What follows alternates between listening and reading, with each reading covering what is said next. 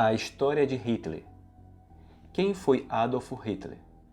Como foi sua infância, sua adolescência? Hitler foi um louco? Um desequilibrado? O que verdadeiramente estava por trás da ideologia do nazismo? E como ele se tornou um dos maiores genocidas da história? Hitler nasceu em 20 de abril de 1889 na cidade de Braunau, na Áustria, que fazia fronteira com a Baviera, na Alemanha. Seu pai se chamava Alois Hitler, um funcionário público que trabalhava na alfândega. Era um homem muito severo com os filhos. Quando Hitler nasceu, ele já passava dos seus 50 anos. Sua mãe chamava-se Clara Pose, tinha 28 anos e era uma jovem esbelta de olhos claros e cabelos loiros. Era uma típica camponesa da região. Alois e Clara eram primos de segundo grau e, para se casarem, tiveram que ter autorização do bispo na região. Alois já vinha de 2 casamentos antes de conhecer Clara, do qual já tinha 2 filhos, Ângela e Alois Júnior. Antes de Hitler nascer, Alois e Clara tiveram os filhos Gustavo e Ida, mas esses 2 morreram ainda bem pequenos. Tirando as mudanças de lugar devido ao trabalho do pai, Hitler teve uma infância bastante normal. Tempos mais tarde, ele teve mais 2 irmãos. Edmundo veio primeiro, e 2 anos depois nasceu Paula. Quando ele tinha 3 anos, sua família muda-se para Passau, na Baviera, e é lá que ele adquire o dialeto bávaro. Parte da sua adolescência, ele passa em Leonding, uma pequena cidade perto de Linz. Hitler inicia sua educação na escola na localidade de Fischheim, em 1895. Depois ele frequentou por mais 2 anos o convento beneditino de Lambach, onde participava de um coro religioso. Em 1900, entra na escola secundária de Linz, a Realschule, onde seu pai lhe instrui a segui-lo na carreira da alfândega. Todavia, na escola ele é praticamente um desastre nos estudos, o que leva o seu pai a repreendê-lo severamente por isto. Mas Hitler não queria seguir a carreira da alfândega, e sim ser um artista plástico. Em 1900, Hitler perde o irmão Edmundo devido ao sarampo, e Alois Hitler morre numa manhã fria de janeiro de 1903. Depois da morte do pai, a família se muda definitivamente para a cidade de Linz. Lá o jovem Hitler passa os anos mais intensos da puberdade, onde tem até o seu primeiro amor, Stephanie, mas ele jamais consegue trocar uma palavra sequer com ela. Aos 16 anos, Hitler adoeceu, teve tuberculose, e isso o fez abandonar os estudos. Ele só se recupera da doença definitivamente aos 19 anos. Nesse período de convalescença, Hitler vive em meio a peças de ópera, teatros e musicais. Ele passa também a frequentar bastante a cidade de Viena, onde intensifica sua vocação artística. A sua mãe, Clara, faz de tudo para ajudar o filho e gasta todas as suas economias para satisfazer a paixão dele. Mas no exame de admissão para a Academia de Belas Artes de Viena, em 1907, ele é reprovado, e no ano seguinte também. Então, ele é aconselhado a fazer arquitetura, curso para o qual parece ter mais inclinação. Entretanto, sem o diploma de Realschule, ele não pôde nem se inscrever. Logo depois, ele perde sua mãe. Aí chegará o momento dele ganhar o seu próprio pão. Ele passa a viver em Viena, que é uma capital muito agitada no começo do século. Sendo um forte centro cultural e industrial, existe muita agitação política e movimentos trabalhistas. Há uma classe de desempregados, moribundos e delinquentes de todas as raças. É nesse ambiente que Hitler passa dos 20 aos 24 anos. Vivendo de uma pensão de órfão de cerca de 25 coroas, o que basicamente seria uma miséria, ele dividiu o aluguel de um quarto com um único amigo que tinha, Augusto. De resto, ele se virava como podia. Removia neve, carregava malas na estação e pintava pequenos quadros para sobreviver. Mais tarde, não tendo como pagar o seu aluguel, ele passa a viver em um dormitório público e logo depois num convento de frades. Hitler não bebe e nem fuma, porém ele é fã de doces, principalmente os recheados de creme. Em 1909, ele conhece Reinhold Handt, que lhe propõe um negócio na área artística. Hitler pintaria cartões postais e ele os venderia nos cafés e igrejas. Depois, dividiriam os lucros meio a meio. Tudo vai bem por um certo tempo, mas Reinhold lhe dá um golpe e foge com seus quadros. Mesmo assim, Hitler continua com seus trabalhos e, nos tempos vagos, ele passa a ler praticamente sobre tudo o que satisfaz as informações do seu tempo de forma imediata. Ele se entusiasma tanto que passa a devorar páginas e páginas dos livros. Surge então daí as ideias de um mundo focalizado na natureza humana, tais como crueldades da humanidade, a conspiração maléfica e universal dos judeus e a supremacia da raça ariana que ele acredita ser superior a todas. Também se aprofunda pela antipatia das instituições democráticas parlamentares, o ódio impiedoso pela social-democracia e principalmente pelo marxismo. São ideias bastante comuns naquele tempo em Viena, mas Hitler cria nisso uma ideologia tão fundamentada que as defende com total determinação. Em 1913, Hitler muda-se para Munique. A cidade é moderna e muito elegante, mas a vida de Hitler não muda muito devido à crise econômica que a Alemanha passa naquele momento. Então, em 3 de agosto de 1914, estoura a Primeira Guerra Mundial. Hitler está entusiasmado em se alistar no exército e defender a Alemanha. Logo, ele parte para o fronte de batalha e integra a primeira companhia do seu regimento. Enfrenta a dura batalha de Ypres e assiste à dizimação de grande parte do seu regimento. Em um episódio em particular, Hitler encontra um pequeno cachorrinho no fronte e o adota e lhe dá o nome de Fox. Numa noite, esse cachorrinho foge do seu abrigo e ele sai para procurá-lo. Logo em seguida, o abrigo é bombardeado e todos os companheiros dele são mortos. É impressionante saber como um simples cachorrinho poderia ter influenciado tanto na história. Em 1916, ele é ferido em uma perna e internado no hospital de Belitz, perto de Berlim. Depois de alguns meses de recuperação, volta à frente de batalha, agora no posto de cabo. Participa de operações na região de Arras, Artois e Chermir-de-Dames. Em 4 de agosto de 1918, foi-lhe conferida a Cruz de Ferro de primeira classe, uma condecoração extraordinária para cabos que se destacaram em combate. Em 14 de outubro do mesmo ano, seus olhos são atingidos por gases em combate. Ele sofre um grande colapso e rapidamente internado. Tempos depois, em 11 de novembro, recebe a notícia ainda no hospital que a Alemanha se rendeu e este é o fim da Primeira Guerra. A Alemanha sofre muito com a derrota. Sua recessão aumenta drasticamente um forte desemprego e com o Tratado de Versalhes, em 1919, a Alemanha é obrigada a pagar os custos da guerra aos países vencedores da Tríplice Entente, Inglaterra, França e Rússia, e ainda perdeu 13% do seu território para França, Bélgica, Dinamarca, Tchecoslováquia e Polônia. No fim de janeiro de 1919, Hitler volta para Munique e a cidade está em completa desordem, o que se agrava mais ainda com o assassinato do socialista Kurt Enes, o então presidente do recente estado criado da Baviera. Nesse ponto, as lutas políticas desencadeiam fortes confrontos nas ruas pela separação da Baviera do Estado alemão. Hitler assiste e vive todo esse movimento. Ainda no exército, o cabo se interessa em fazer um curso de oficial instrutor. Tempos depois, ele é destacado para investigar um pequeno grupo político de oposição ao governo. Era o Partido dos Trabalhadores Alemães, onde nele se inscreve.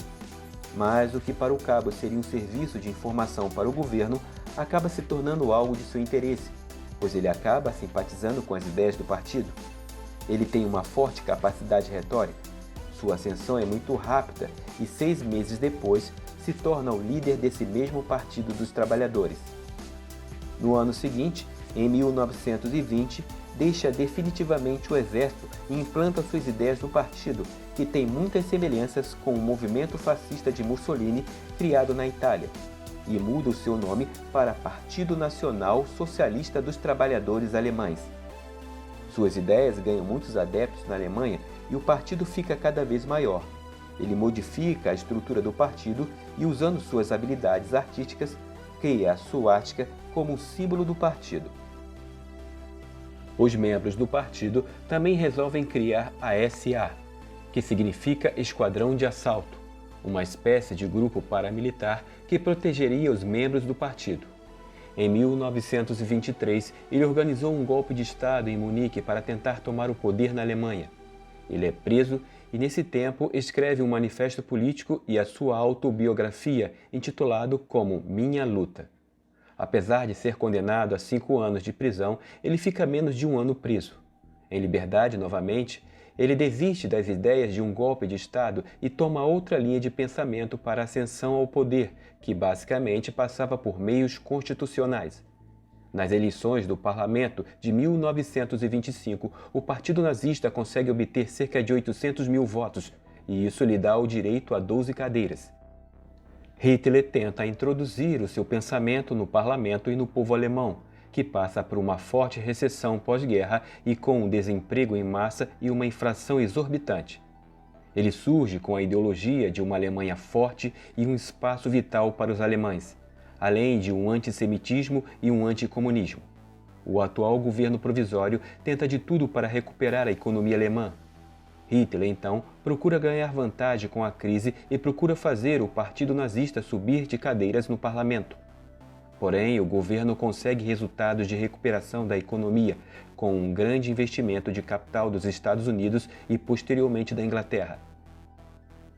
Hitler vê o partido passando por uma elevada crise popular, que permanece ainda nas eleições de 1928, onde continua com as 12 cadeiras no parlamento. Hitler só vê a retomada do Partido Nazista somente após a crise da Bolsa de Nova York de 1929, que atingiu drasticamente os investimentos dos Estados Unidos na Alemanha. O desemprego e a inflação voltam a assombrar a Alemanha. Nas eleições, então, de 1930, os nazistas pulam de 12 para 107 cadeiras no parlamento. Hitler ganha mais força ainda em seus discursos em praça pública, que ganham cada vez mais atenção do povo alemão. O auge dos nazistas se dá nas eleições de 1932, quando obtém-se um salto para 230 cadeiras. Enquanto que os comunistas, social-democratas e católicos perdem cadeiras no parlamento, Hitler vê o poder ficando cada vez mais próximo de suas mãos.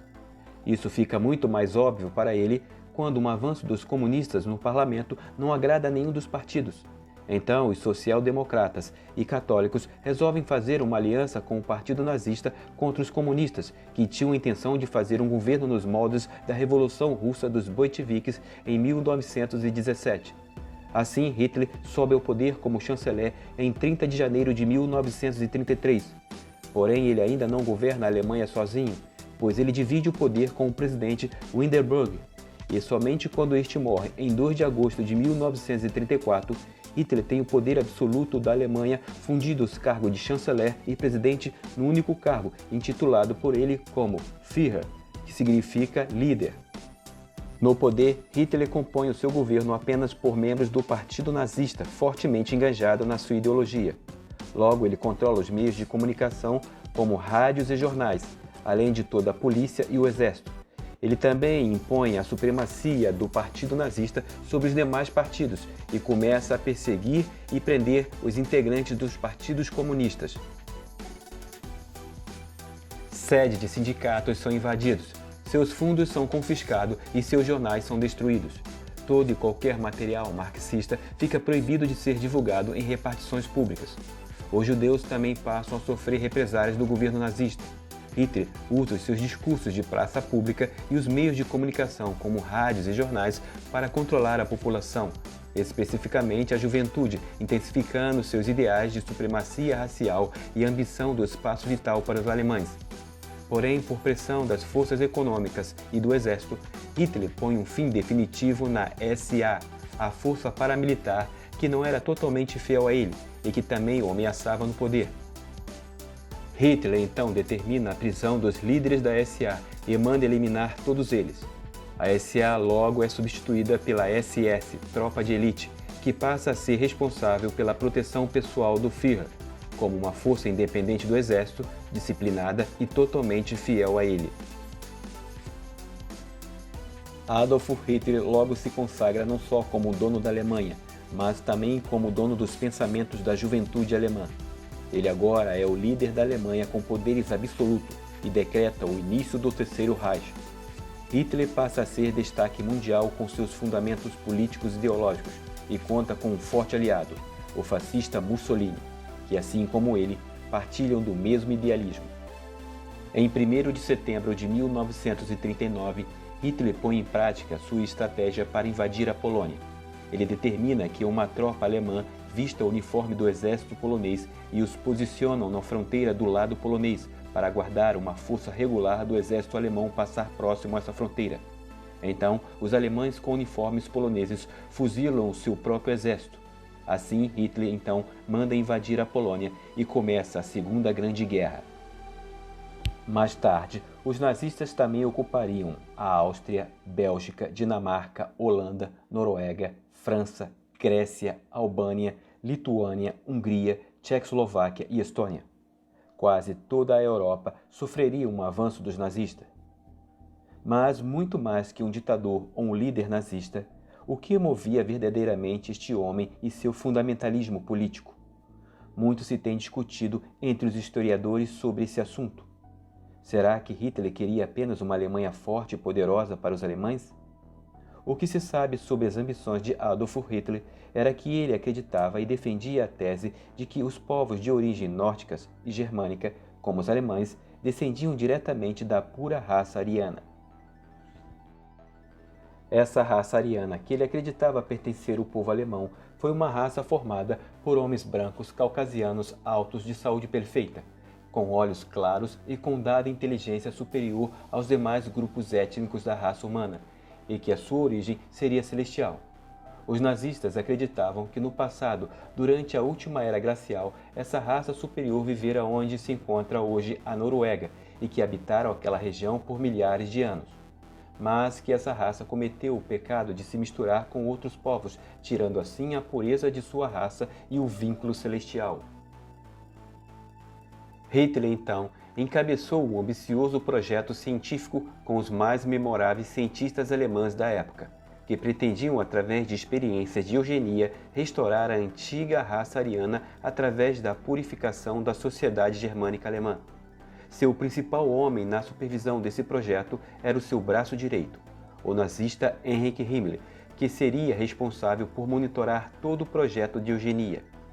Um dos fundamentos desse ambicioso projeto seria a eliminação das raças inferiores segundo os nazistas, como negros, judeus, ciganos, além de homossexuais, pessoas com problemas mentais, doenças ou defeitos físicos, sendo homens, mulheres ou crianças. Os nazistas chamavam todos eles de seres indesejáveis. Seu plano seria a total exterminação. Mas não para por aí. Hitler é descrito na história como um louco, uma mente perturbada, um possesso e um genocida. Mas sua personalidade também é descrita como um homem de temperamento forte e que sabia exatamente o que queria e como queria. E para atingir seus objetivos, não importava os meios, e sim atingi-los. Além disso, ele também é descrito como alguém que conhece muito bem as palavras e principalmente como usá-las. Isso fica muito claro nos seus discursos, que tinha uma retórica que magnetizava multidões e conquistava muitos admiradores, e que até hoje ainda encontra bastante seguidores no mundo. O seu poder pessoal de magnetismo e de sugestão eram impressionantes. Mas de onde vinha tal dom e poder de influenciar tanto as massas?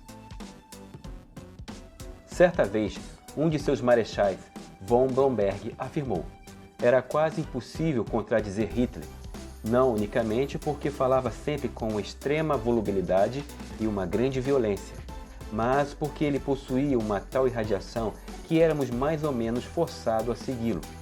Outro fato interessante é recorrente ao seu olhar.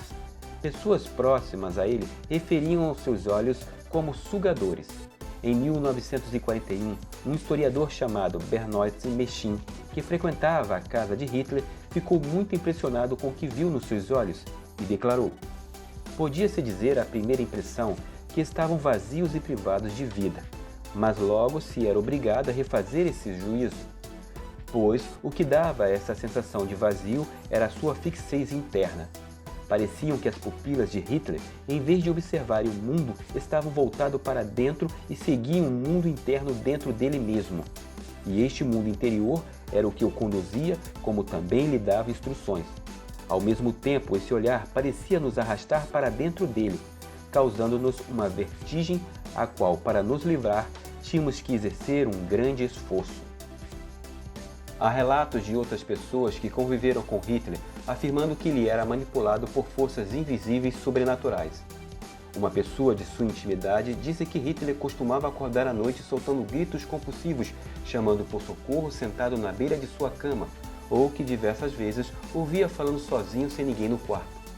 Essa mesma pessoa certa vez afirmou numa noite que Hitler saiu da cama e começou a cambalear pela casa, com os olhos esbugalhados e alucinado, dando chutes nas paredes e dizendo que algo esteve no seu quarto e o atormentava. Em seguida, ele tomou uma bebida quente para se acalmar. É certo que Hitler convivera com o mundo místico e espiritual à sua volta e que isso influenciava suas decisões políticas. Certa vez, o próprio Hitler afirmou com as seguintes palavras: "Eu sigo o caminho que a providência me indica, com a segurança de um sonâmbulo." Certamente que Hitler adquiriu essa grande influência mística durante a sua juventude. Tudo indica que tudo começou quando ele foi aluno na abadia de Lambach. Foi nessa época também que o destino lhe mostrara pela primeira vez a cruz gamada, que mais tarde se tornaria o símbolo do nazismo. Na abadia de Lambach, Hitler provavelmente teve contato com os escritos do padre Teodorico Hagen, um erudito estudioso da astrologia e das culturas do Oriente. Em 1856, o padre Hagen iniciou uma longa jornada pelo Oriente como peregrinação, passando por Jerusalém, Pérsia, Arábia, Turquia e Egito. Quando retornou em 1868, o padre Hagen mandou operários esculpir em vários locais da abadia de Lambach a cruz gamada. O padre Hagen também volta bastante influenciado pela doutrina do catarismo, que foi um movimento religioso surgido no sul da França no século XIII e posteriormente combatido pela Igreja Católica, que o considerava como uma heresia. O catarismo tinha como um de seus fundamentos a metempsicose, que seria uma espécie de reencarnação não tão ortodoxa, onde as almas dos homens poderiam encarnar não apenas em homens, como também em animais. Hitler acreditava nessa crença cátara demasiadamente e certa vez declarou: "Mesmo aquele que se suicida regressa fatalmente à natureza em corpo, alma e espírito." Talvez esse pensamento místico de Hitler explique o seu suicídio no bunker muito antes dos soviéticos invadirem o lugar e o levassem preso ainda com vida para uma das prisões de Stalin. O forte conceito místico que Hitler possuía em sua formação fica muito claro também pelo tipo de leitura que ele costumava fazer. Segundo o escritor austríaco Joseph Grene, que conheceu Hitler em Viena, revelou que ele não só leu tudo sobre as mitologias germânicas, como também as obras de Lutero, Calvino e toda a história da Reforma, passando pelos ensinamentos de Confúcio, Buda, diversas obras sobre Moisés, Jesus e a origem do cristianismo.